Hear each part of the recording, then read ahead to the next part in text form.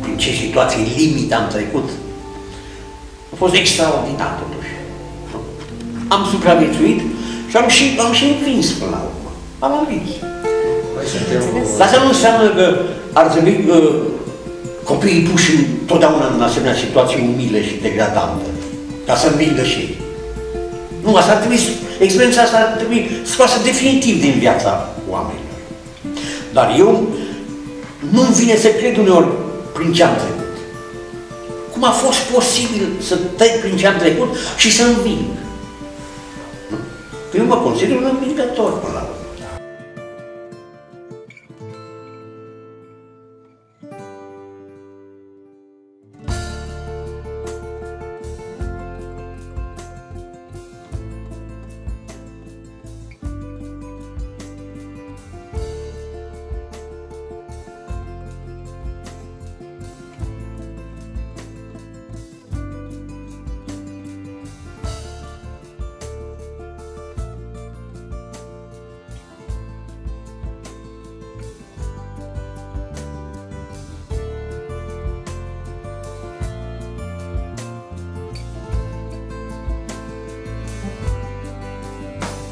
Dar vă spun că a fost foarte greu. Perioada aceea n-am să o uit și nimeni nu o să o uite niciodată. Pentru că copilăria noastră am fost obligați să muncim muncă silnică, prin călduri, prin friguri, prin ploi, prin diferite situații. Eu pot să-mi aduc aminte așa, că mi-a fost foame și mi-a fost frig. Cred că pentru mine totul are importanță. N-aș șterge nimic. Nu, n-aș șterge nimic. Totul rămâne istorie în suflet acolo.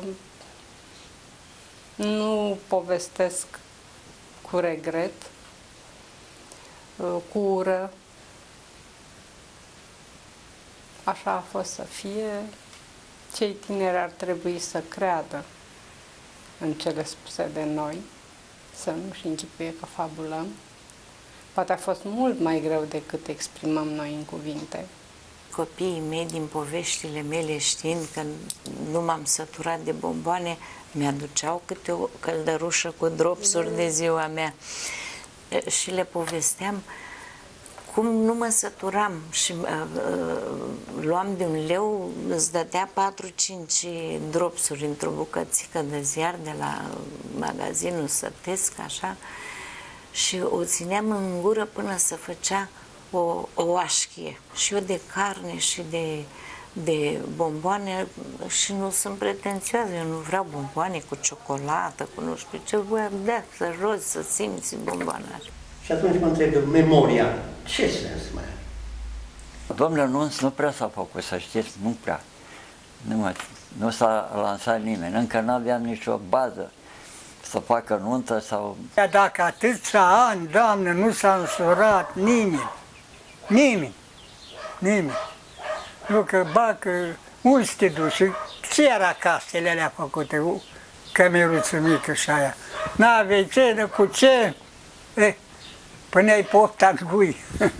De căsătorii n-am, nici nu mi-amintesc dacă s-au făcut acolo căsătorii, dar știu că venea un preot de la Grădiștea, din satul vecin, atunci când murea câte cineva. Dar petrecerea așa, nu, n-am văzut nunți, nu mi-amintesc. În anii ăștia 51-55, când am fost cu domiciliu obligatoriu, în ghetou, mai mureau oameni. O stare de spirit moarte, așa. Nimeni nu plângea după cel care murea, indiferent că era tânăr sau bătrân. Nimeni nu plângea. Și toată lumea zicea, bine că l-a iertat Dumnezeu de necazuri. Deci lumea era așa de necăjită că moartea era o rezolvare. În tot satul nu exista un câine, pentru că oamenii nu aveau ce să mănânce ei. Nu se dea mâncare la câine. Inedit pentru mine sau neclar pentru mine este următorul lucru. Dacă părinții erau vinovați, trebuia să răspundă ei. Culmea este că tatăl meu, lucrând și la primăria de acolo, din satul din care ne-a deportat, tatăl meu a participat la alcătuirea listelor. Și acolo și tata s-a trecut pe listă pentru că i-au mințit și au spus că o să îi împroprietărească. o să le mai dea pământ. Și conform listelor s-a făcut deportarea. Dacă tatăl meu ar fi știut despre ce este vorba lucrând la primărie, s-ar fi șters și ar fi șters pe foarte mulți de acolo, nu? Totul a fost cu minciună și cu păcăleală. Oamenii erau foarte derutați, foarte speriați. Foarte. A fost o iarnă grea, bunica a murit în martie, dar zăpada era, cred că de 1 metru și ceva.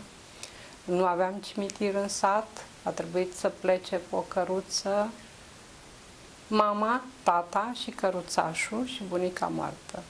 Așa a fost înmormântarea bunicii mele. Nici măcar sicrie nu erau la început și eu nu știu cum improvizau așa câte un fel de sicriu, da, acoperit cu câte o pânză, cu ceva, asta la început. Mai târziu se mai duceau, mi-amintesc așa că se mai duceau în satele vecine și mai făceau rost de știu eu, nu chiar de sicrie, mai mult de steagurile astea care de la biserică. Tot timpul eram urmăriți, deci asta altă problemă, tot timpul urmăriți ce facem, unde ne ducem, care...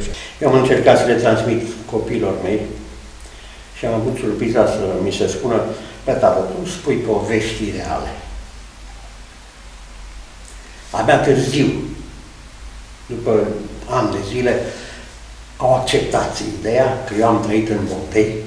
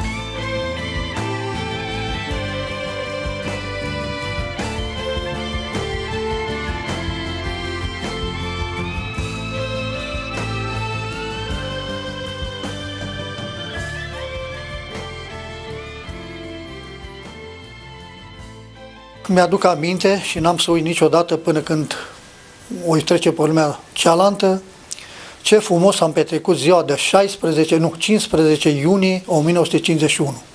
Era într-o zi de duminică, noi locuiam undeva la marginea satului sau comunei Lenoheim, ne-am jucat foarte frumos, eram copii, 8-9 ani, respectiv și mai mici și mai mari, de la 7 până la 11 ani, ne-am jucat toți copiii care eram acolo în vecinătate, ne-am culcat, nu știam ce va urma în data de 16 iunie 1951.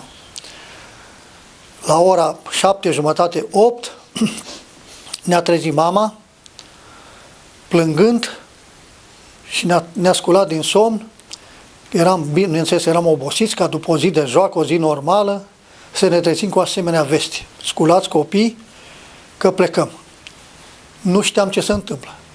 Să sculase tata de dimineață, ca de obicei, era ziua de 16 iunie, începuse seceratul orzului, pregătise tata căruța, caii, tot ce îi trebuie să plece la cositul orzului. Când a ieșit la poarta noastră a curții, cum era o poartă mare, la poartă o santinelă, un ostaș din armata română, cu automatul încărcat, și l-a somat pe tata: stai, că nu ai voie să părăsești domiciliul.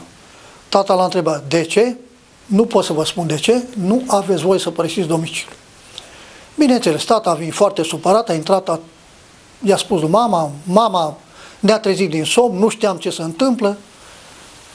După o oră și ceva, au venit de la miliție, 2-3 milițieni, cu câțiva ofițeri de securitate, au început banalele controle, au început închipuiri că avem pistoale, că avem armament, ne-a tăiat plăpumile, dunele, ne-a controlat în șifonere, între care o mosoră mai mare ca mine cu 4 ani, a dat o bombonică, a păcălit-o, să spună unde are tata pistolul. Bineînțeles, o fată, o copilă, care a fost și ea cu mintea de atunci, a scăpat ceva din gură, a spus, da, în legătură, că are tata pistol, nu știu ce. Vă închipuiți ce control și ce percheziții am avut. Nu s-a găsit nimic, dacă n-am avut nimic. În fine, ordinul clar, în termen de 2 ore trebuie să părăsiți casa.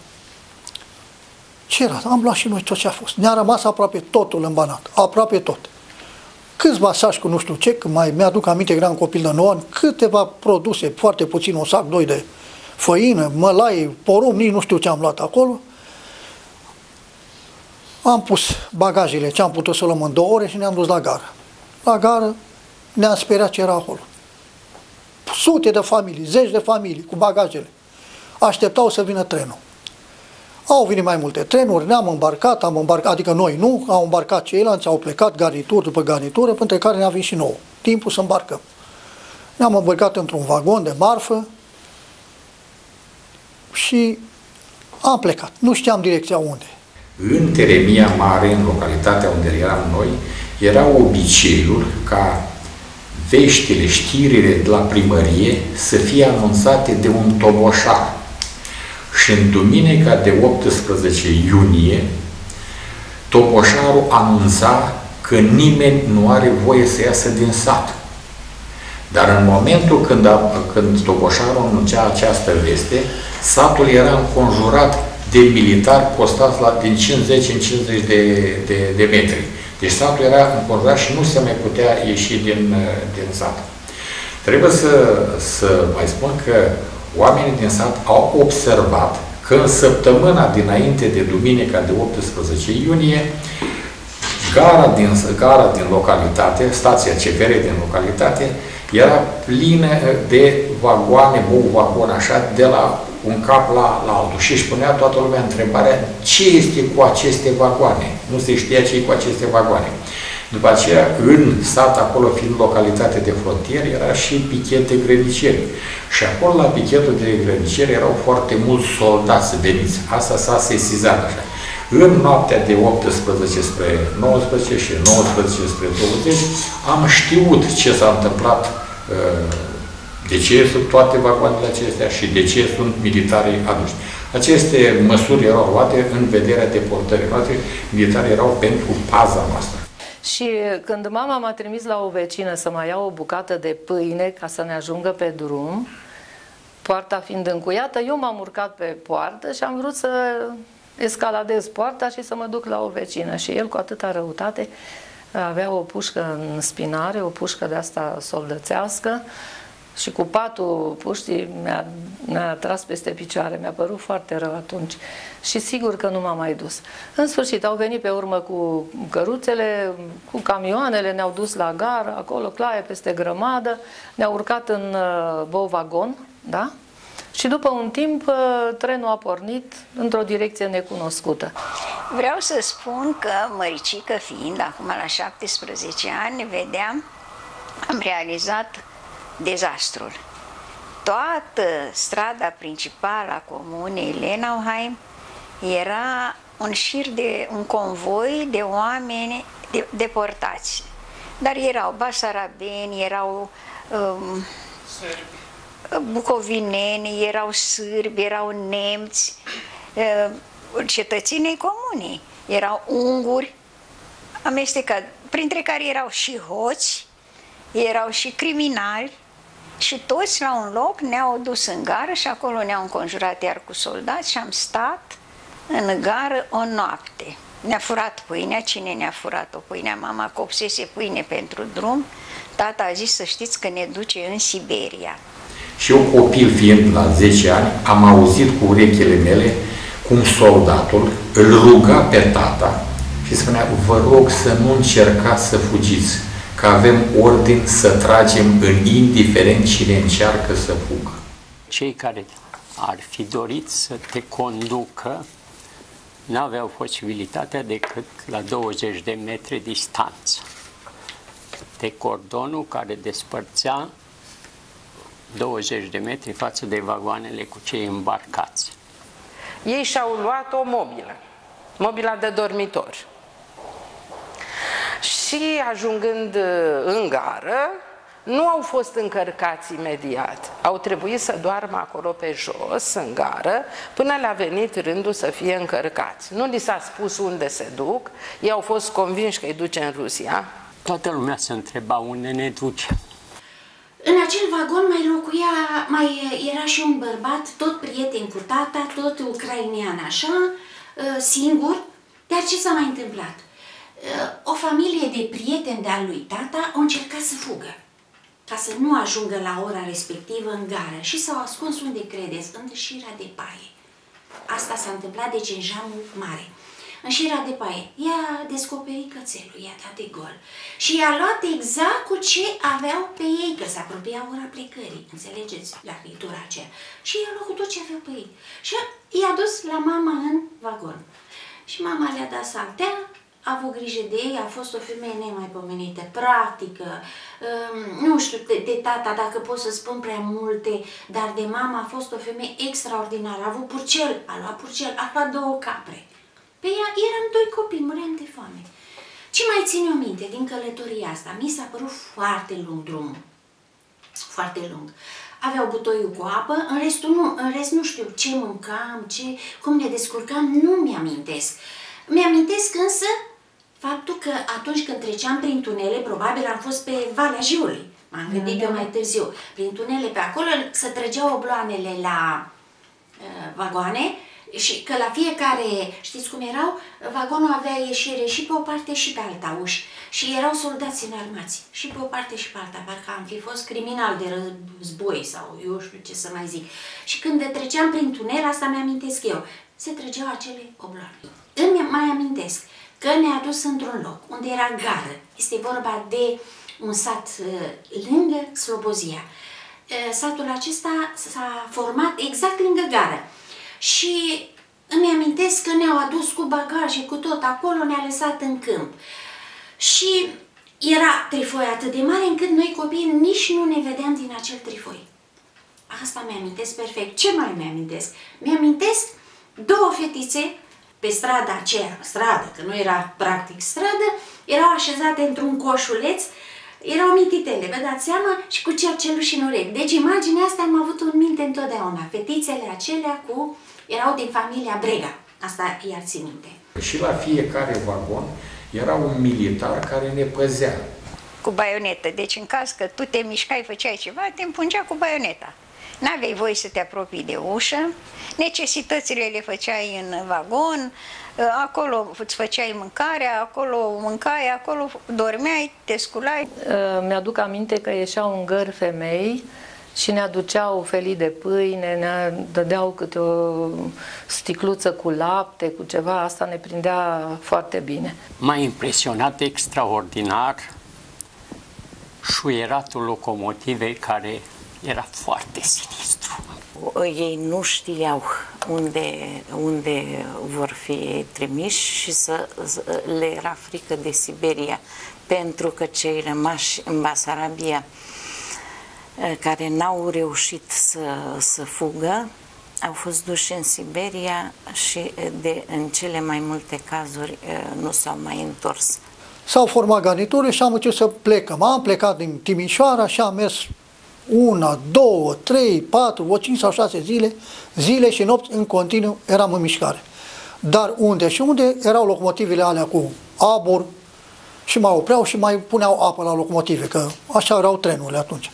Între care veneau niște persoane tinere, parcă le văd, de la Crucea Roșie și ne aduceau pachete. Din vagon în vagon, din vagon în vagon, ne aduceau pachete cu hrană rece, cu ceai. Ne dădeau la noi, pentru copii, întreba cât sunteți. Noi eram 6 porții pentru familie. Între care ne rugam, ne dădeam voie, ceream voie la santinelă, să ducea tata cu gălețile și lua apă de la tren de acolo să ada pe calul. Călătoria pe tren, mai țin minte că ajungi cam așa pe la Ciunița, mama se pregătea un eveniment dur. Spus că dacă cumva află că ne duce în Rusia, dă foc la vagon și să fugim.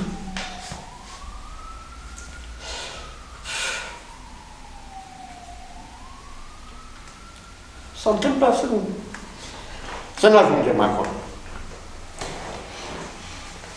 Dar am ajuns în Bărăgani. După același procedee, bagaj aruncați în lanul de grâu copt. Am avut 2 zile când am plecat din Banat, au ajuns în gară la Fundata și femeile cu copii foarte mici au fost ținute în niște magazii la gară, iar bărbații cu căruțele și cu bagajul aferent au venit și atunci mama mea a strigat către tatăl meu să cauți o casă mică, că nu mai avea bani de lemne pentru iarnă. Și atunci tatăl meu, când s-a reîntors la gară, i-a spus că nu avem nicio casă, casa noastră este un țăruș. Ne-a dus acolo și ne-a pus în grâu. Era o mușuraie de 2400 de metri. Ionescu, Popescu, Costescu și așa. Și din comuna de Veselu, de unde ne-a ridicat 47 de familii am fost acolo. Acolo au fost și secretarul de la primărie și dirigintele de poște, că era căsătorit cu o basarabeancă, l-au ridicat și cheaburi din ăștia considerați, cu cazan de suică, inginer agronom a venit cu sorsa, i-a luat numai oameni din ăștia care au fost, și putea să fie contra, considerați dubioși clasii muncitoare și regimului. Asta a fost. Cine ne-a notat acolo și ne-a pus pe listă? Însoțiți, bineînțeles, nu singur, o coloană de 4, 5, 7, 10, 20 de căruțe care am urmat același traseu. Am plecat din gara Dâlga, am mers vreo 2 km pe lângă calea ferată, se făcea o lizieră de salcâmi, din salcâmi de 10-20 de metri înălțime, mari. Am ținut pe partea stângă pe lângă liziera de salcâmi și mama întreba. Era un ofițer de miliție sau milițian și, domnule, unde e casa noastră? Ei ne-au promis că noi avem case, vom ajunge undeva la case. Am văzut câteva bărăci de scândură, undeva la 3, 4, 500 de metri, unde eram noi, unde urma să rămânem. Și am văzut niște țăruși. Țărușii ce erau? Niște șipci de scândură, la 60-70 de centimetri înălțime, pe o parte erau rinduluite așa și erau scrise numere cu pix, cu creion chimic. Numărul 351 este numărul casei noastre care am, așa, era locul nostru stabilit probabil de înainte, era calculat.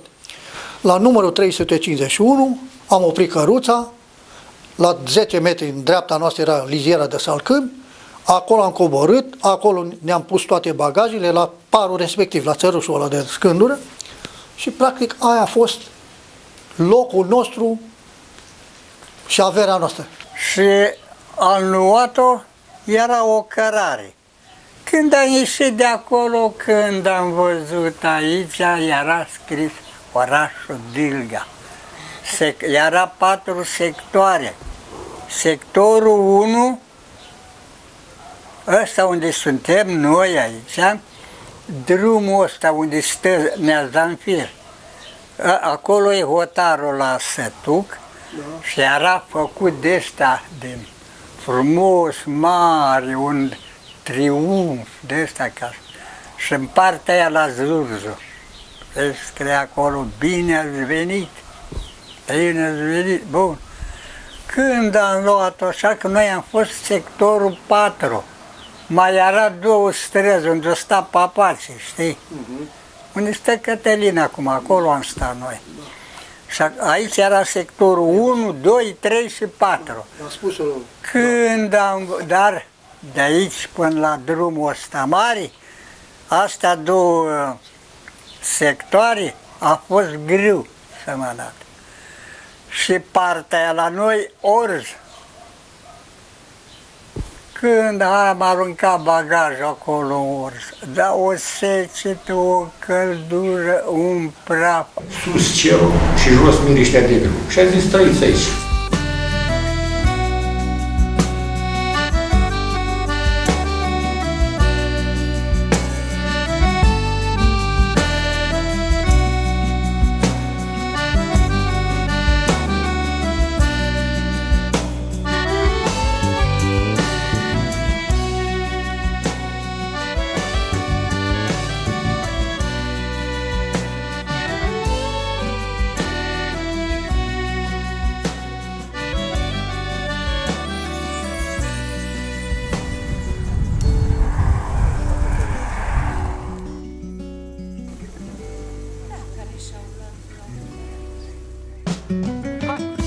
intrat cu pușca noaptea, eu seara am venit de la București și am venit acasă și noaptea am intrat cu puștele. Hai, fă-ți bagajul și pui la căruță. Ce să bagaj să pui tu una singur la căruță și duci la gară?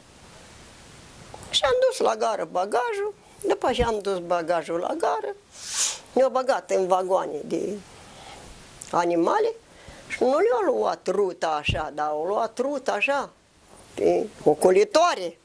Da. Și ne-au adus pe Baragan, tocmai la Luciu Georgeni, dincolo de Țândărei. Și după aceea am stat acolo când ne-au adus. M-am uitat așa, am lăsat bagajul, am lăsat acolo îmbrăcămintea. Ce să fac? Am luat și eu un săpun, un calup de săpun de casă și o plasă și am pus și un ștergar. Dacă mă întâlnesc cu careva, spun că mă duc să fac baie, că e lângă Dunăre. Eu ies la pod la Luciu Georgeni, tamam vine cu podul mașinile de la Constanța, că așa, acolo era drumul. Eu vorbesc cu un șofer, mă urcă șoferul și ăla în cabine, era plin. M-a urcat sus acolo mai erau femei, era adăpost. Am ajuns în București, m-am dat jos la foișor de foc și am plecat la Mănașa unde era și i-am povestit, uite, și am pățit, uite, așa, așa. Dimineața mă scol, mă duc la minister, m-au arestat.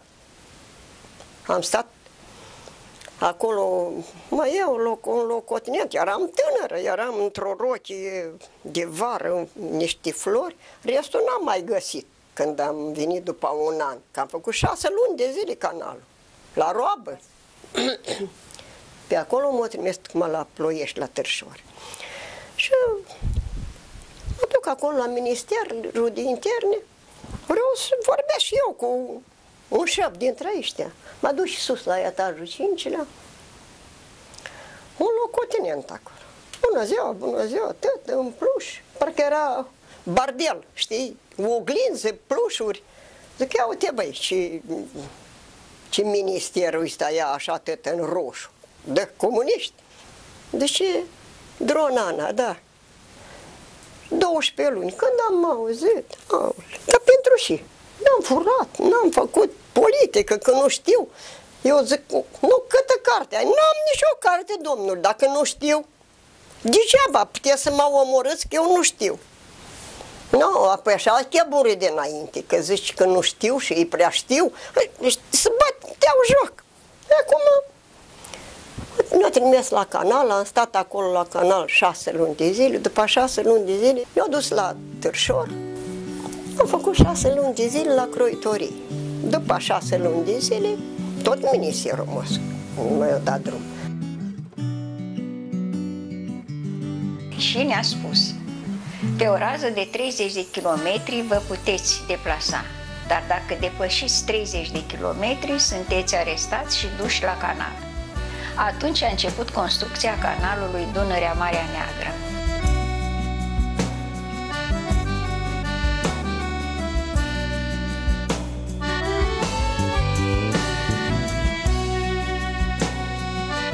Movila asta era foarte înaltă. În vârful ei se afla un observator.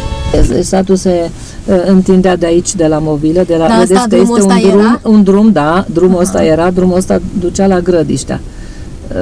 Așa se numea înainte Cacomeanca satul, acum se numește Grădiștea de câțiva ani, da? Și satul se întindea de la movilă, uitați, drept înainte, până unde vedeți dumneavoastră o lizieră.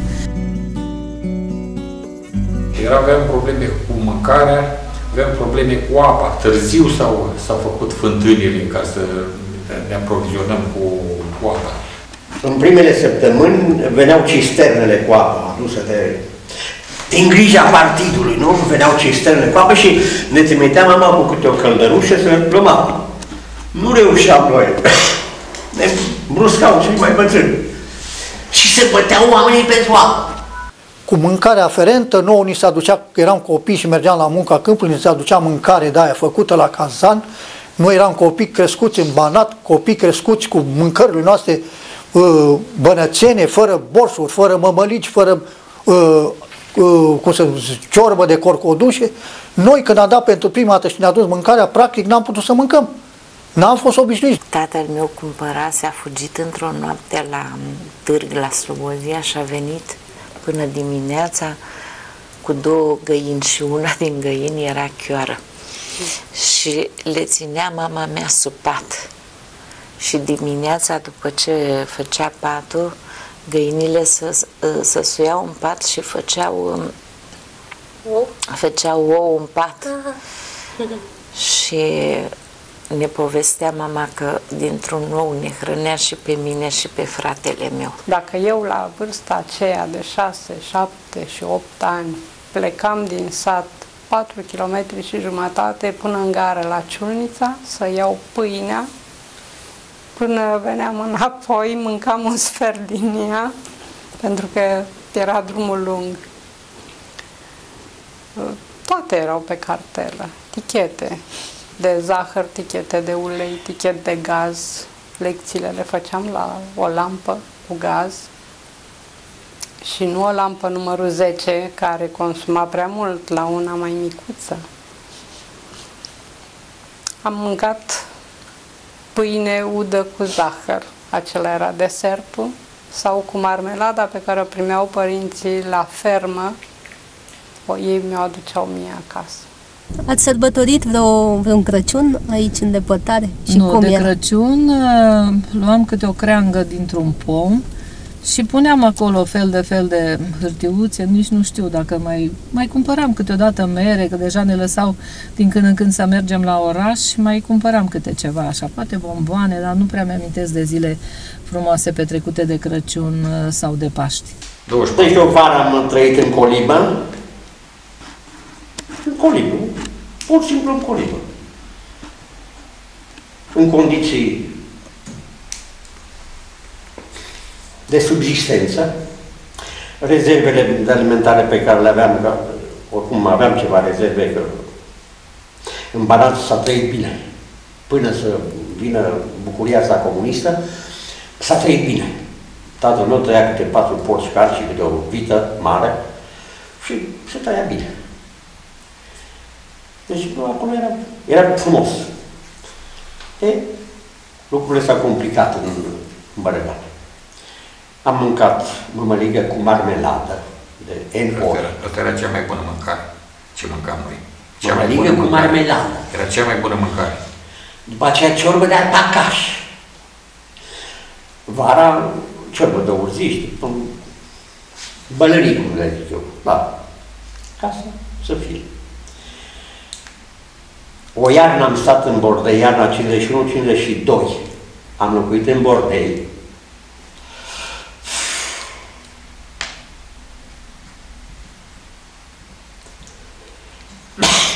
Parcă o văd pe mama plângând și acum.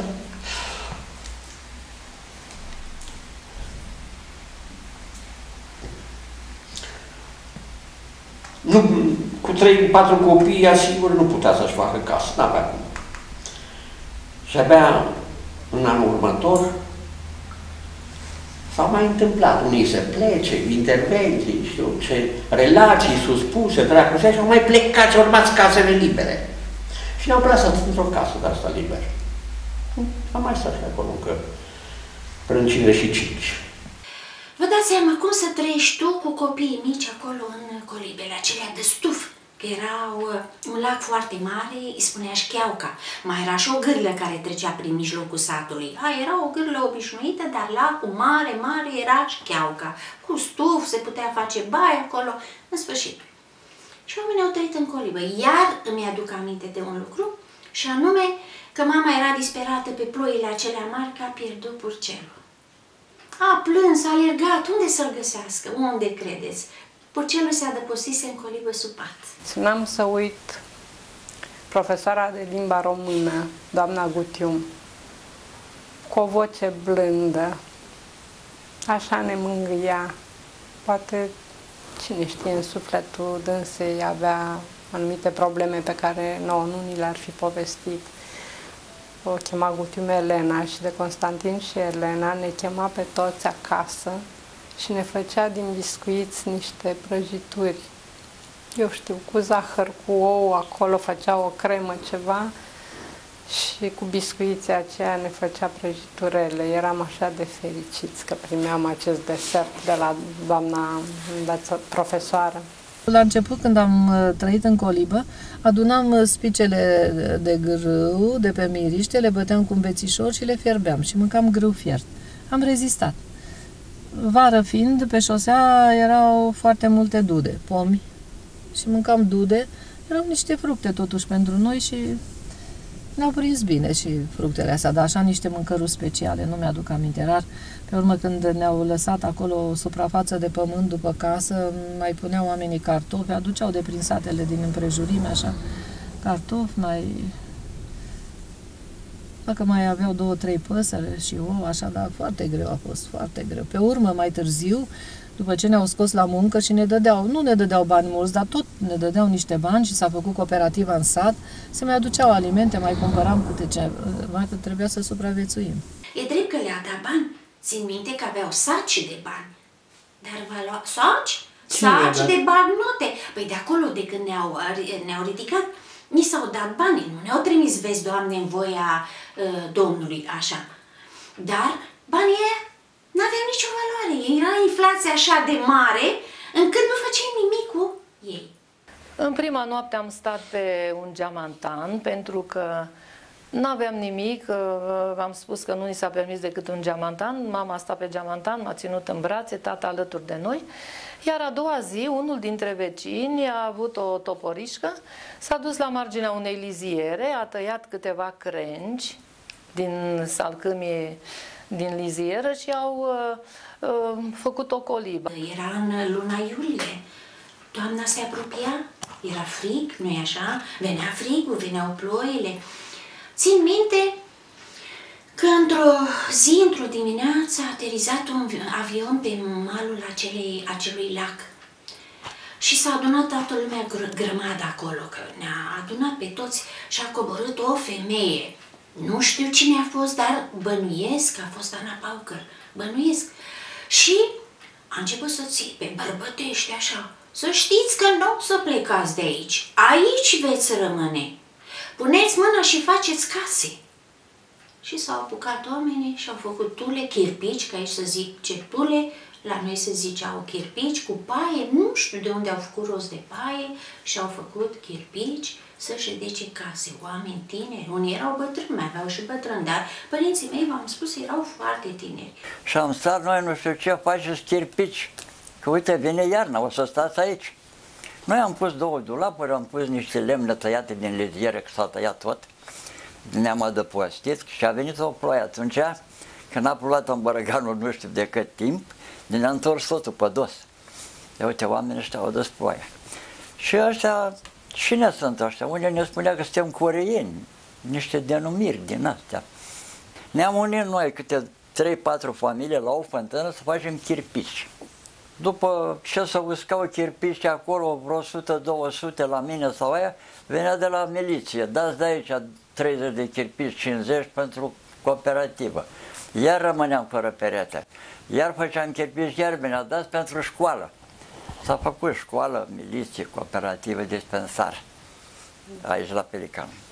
Și a adus în plin câmp, unde le-a spus, asta este casa voastră aici. Vă dați seama, dezorientați spun că au dormit în dulap. Era atât de cald, fără un pom, fără nimica, era cumplit. Ei neobișnuiți, mama i-a rupt niște pantaloni tatălui și mânecele de la o cămașă să se îmbrace cu ceva, pentru că era extraordinar de cald, așa, și au trebuit să-și sape niște bordeie în pământ, că n-avea de unde, ce. Când s-a trasat satul, a spus, aici va fi școală, aici va fi căminul cultural, aici va fi dispensar, aici va fi, că totul e așezat strategic, vedeți? Da, da, da. Cimitirul e la marginea satului, să nu deranjeze, să nu...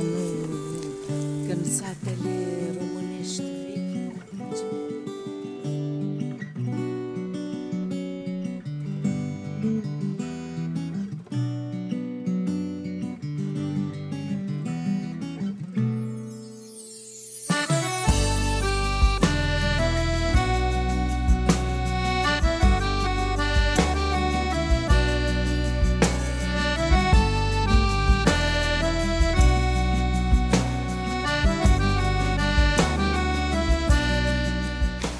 Toată vara lui 51 am muncit la construcția școlii, făceam chirpici, căram, duceam, puneam, oamenii făceau ziduri și așa mai departe. Ne-am construit școala.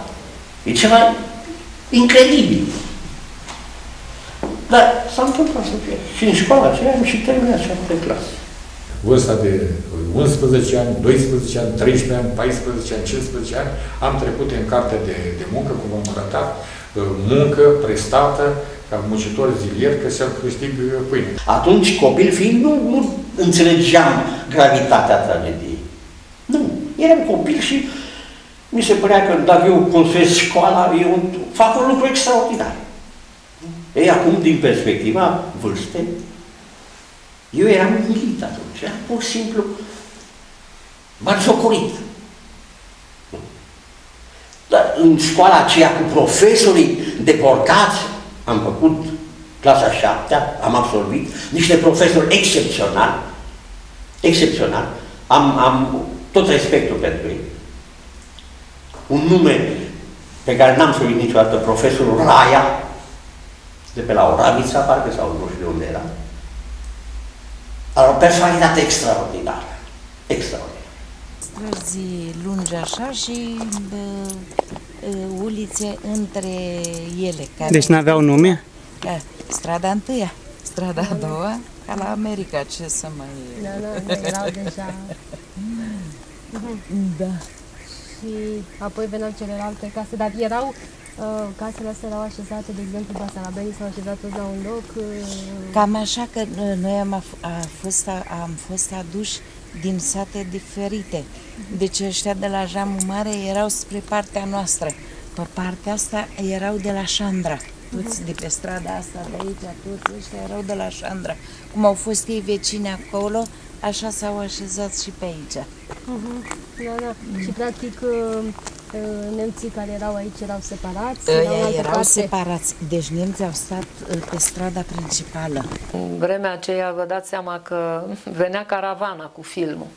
Și din când în când, odată la 2 luni, la o lună, venea câte un film. La noi venea numai Fata cu părul cărunt. N-am să uit filmul ăsta chinezesc niciodată.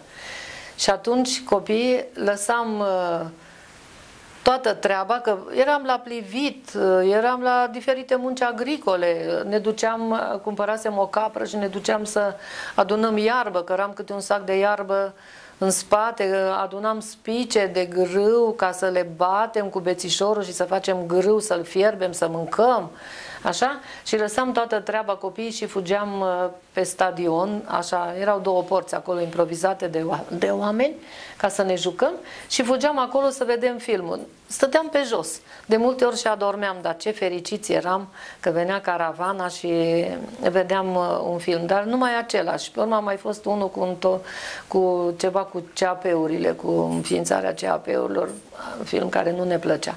După primul an, după ce ne-am instalat, a început treaba asta culturală, nu știți, să pună pe scenă poezie, să facă cor, a fost școală, învățători. Și aveam teren acolo, închis, gard, tribune. Dar noi nu aveam voie să plecăm. Aveam în cadrul IAS-ului și IAS-ul era unul, era casier aici și mai era ceva care le-a plăcut fotbalul. Păi veniți aici, au fost care au jucat în prima divizie, care e. Și a făcut, dar se ducea în cursul săptămânii la București, făcea contract cu echipe și venea cu aia și juca. Ei, am jucat cu Taromul, cu Tarsu, de la aviație, o echipă. Atunci era prin 53, mi-aduc aminte, când s-a făcut festivalul de la Varșovia. Așa. Din echipa aia au fost selectați câțiva echipa națională de tineret care a participat. Ei, și-a venit, dar nu ne-a spus ce și cum, ne-am așezat și normal gazda trebuie să prezinte mingea. Odată au pe direcția Calea Ferată un avion, descrie câteva turi pe deasupra, parcă văd și acum. Aruncă un buchet de flori, cum era noi, pe mijloc, în centru, acolo, și a dat drumul la minge. Mai erau sărbări școlare, da? Susținute de școală. Sărbările erau foarte frumoase pentru că în sat erau foarte mulți intelectuali, toți se implicau în organizarea unei sărbări, pe lângă învățătorii foarte buni pe care i-am avut. Și asta, cum să spun, mai ștergea din supărarea și din lacrimile oamenilor care erau tot timpul necăjiți pentru că pe nedrept au fost deportați din Banat aici fără să aibă vreo vină. În anul 1955, tata, care a făcut și treaba de cântăresc bisericesc și învățător, a zis să facă învierea și li s-a admis ca să se facă sărbătoarea de înviere în centrul satului la Căminul Cultural. Mi-a rămas în minte această sărbătoare de înviere. Au venit aproape toți locuitorii din ghetou de acolo așa. Și oamenii plângeau și se rugau la Dumnezeu, Doamne, scapă-ne de această nenorocire care a dat peste noi.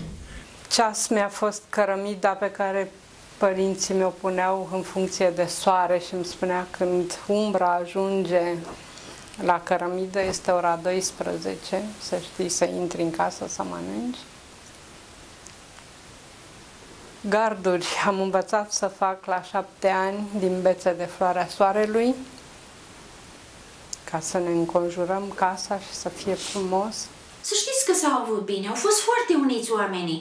Fiind tineri, aveau loc petreceri. De Crăciun, de Paști se adunau în casă, mâncau, beau. Din ce agoniseau și ei acolo. Creștea mama porc. Cât de mic era, n-a lipsit să nu aibă purceluș în curte când ne-am înfiripat și noi, bineînțeles, după un an, doi, așa. Creșteau porc și petreceau. După anul 1953 s-a admis ca cei care termină 7 clase în ghetou să meargă la școli profesionale sau la licee, la mai departe. Până atunci, la fără frecvență, nu la curs de zi. Până atunci nu era permis această treabă. Locuințele acestea au fost făcute dintr-o cameră și o sală sau din 2 camere situate pe o sală. Acum te gândești să-ți cumperi din vreme lemne, cărbuni, eu știu. Părinții mei cu ce au făcut focul? Cu ciulini și cu rădăcini de la porumb. Cum a fost tăiat porumbul, scoteam din pământ. Mi-o amintesc pe bunica, în primăvara anului 51, înainte de a muri, cum dădea zăpada la o parte și mai scotea, avea un șorț și mai scotea niște rădăcini de la marginea satului ca să facem foc. Era indicator, iezerul era indicator. Acum nu mai este nimic, dar eu mi-amintesc și pot să localizez satul și noaptea. De câte ori merg spre București, întotdeauna mă așez pe partea stângă a mașinii și privesc cu durere și uneori cu lacrimi, cu nostalgie locul unde a fost satul și unde ne-am chinuit copilăria, ca să zicem așa, că asta n-a fost copilărie. Timp de 5 ani noi am suferit foarte mult și copiii alături de părinți și... Pentru mine acasă, nu știu, acasă cred că înseamnă aici, pe locul ăsta. Acasă. Eu aici am deschis ochii și pentru mine acasă asta înseamnă. Și am plecat în Constanța, m-am întors în 63, când satul Dropia deja nu mai era. Eu după 2 luni am fugit de acolo și m-am dus în Ardeal la sora mea, unde mi-am terminat școala pedagogică 1 an de zile fără buletin. cu frica în sân, dar mi-am terminat școala și mi-am luat diploma de învățător. Părinții între timp au fost obligați și au făcut casa, au construit casa și au luat-o de la zero. Tata, au venit și celelalte surori în Ardeal, eu m-am întors în Bărăgan ca să-l ajut, să-mi ajut părinții să aibă din ce trăi. Și am funcționat ca învățătoare la acea școală din comună, la școala din comună. Și trăiam din 400 de lei pe lună. Și așa, încetul cu încetul, am crescut un porc, o găină, deci au început să înfiripe, să zic, înfiripe gospodăria noastră. După 4 ani și a zis, sunteți liberi. Unde se duce acum? Și acum am rămas cu ochii în soare. Eu, tânără, de 21 de ani, aveam totul înainte. Am zis, mă duc în Ardeal, colegii mei sunt acolo, îmi găsesc de lucru în învățământ. Tata a venit și el după noi în Ardeal, a stat un an și s-a întors în Dârga, o comună tot de oameni dislocați. Când m-am întors, nu m-a întrebat nimeni unde am fost. Era un milițian. Milițianul era. Eu m-am prezentat la post și i-am spus, uite, am venit să-mi ajut părinții. Am făcut abstracție că am fugit și că buletinul era la ei. Realizam că poate să verifice și să afle. Și el a zis, de ce te-ai întors, domnișoară? Păi ce era să fac, domnul comandant? Mi-era tare frică și am rămas cu acea frică de polițiști până în ziua de astăzi, la 77 de ani. Că aveam pe buletin pus D și O. Da. Și s-a ridicat restricția aceea și pe urmă noi zic, hai mai omule, plecăm de aici.